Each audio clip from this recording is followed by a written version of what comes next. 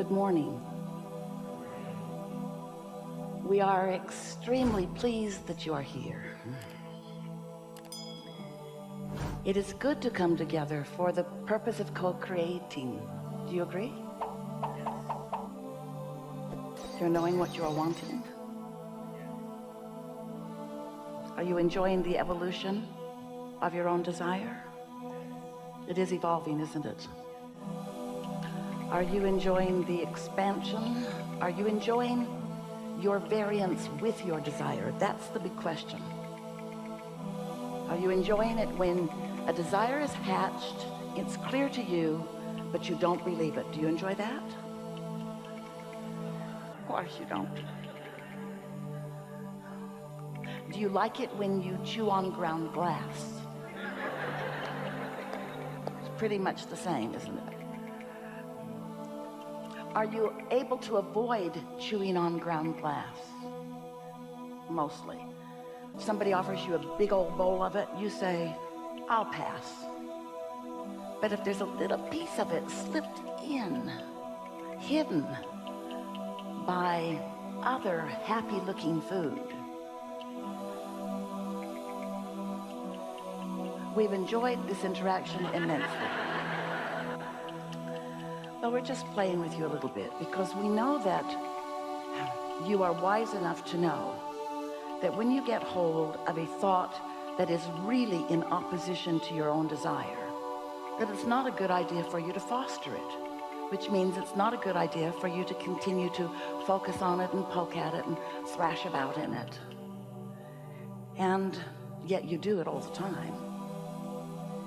Because as humans, and we mean that in a nice way, as humans, you are wanting to find a problem and find a solution to it. You want to find a need and fix it. You sort of want to fix things, and that orientation is not altogether astray from the intentions that you held when you were born or when you decided to come forth into this physical experience, because you certainly knew that there would be contrast.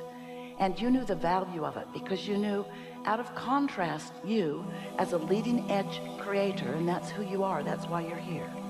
You knew you would be able to utilize the contrast to help you to focus into your clear intention or desires. And in fact, you knew that the contrast was necessary, because without knowing what you don't want, you can't know what you do want, and other way around too. In other words, contrast is the basis of focusing, and focusing is the basis of creation. It's just that most people focus sort of irresponsibly. They focus with no personal footing or guidance. They've lost their footing. They don't realize that they're focusing on what's loudest or on what's biggest or sometimes on the baddest, rather than upon what is most desired. So we want to remind you of something that you intended with a lot of determination when you made the decision to come forth into this physical body. It was your intention to focus amongst contrast in order to come to personal conclusions about your personal desire, because then you knew unequivocally the power of your thought, the power of your non-resistant thought, the incredible power of a non-resistant thought. Oh, that's the thought that creates worlds. That non-resistant thought, that source energy thought, where no resistance is in the mix. But you also knew that you were not going to be able to, in your human body, always think unresisted thought, non-resisted thought. You knew that you would be thinking plenty of thoughts that were surrounded by resistance, because you knew then that you were coming into an environment of contrast for the purpose of taking thought beyond what it has ever been before, for the purpose of you in your individual awesomeness finding from your perspective what you most preferred, and you knew that you would be sifting it out of the contrast or the variety that exists in this leading edge, time and space, which allows you to focus.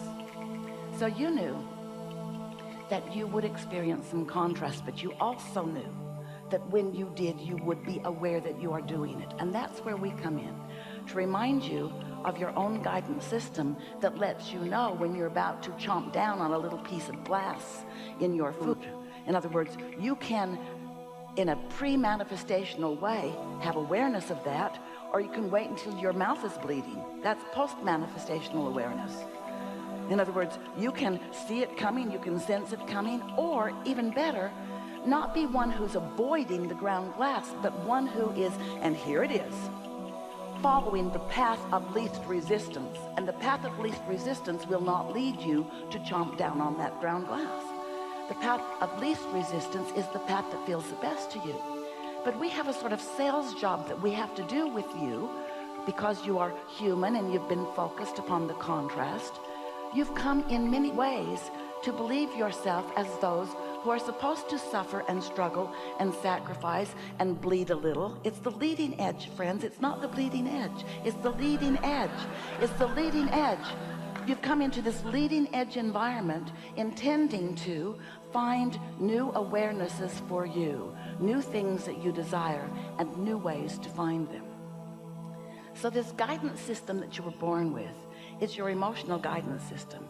And the reason that it works, the reason that it is, and the reason that it works is because you are source energy, first and foremost, in a physical body. Important. And the source energy part of you is the non-resistant part of you. The source energy part of you, we call that your inner being. Never, ever, ever, ever, ever, ever, ever from your perspective, in other words, your sensitivity to it, would focus in a way that has resistance in it. So that means when you are in complete harmony with your inner being, you are, we've called you lots of different things, tuned in, tapped in, turned on. You're in your own power. You're under the influence. You're in a state of pure positive emotion, pure positive energy. You are in your power.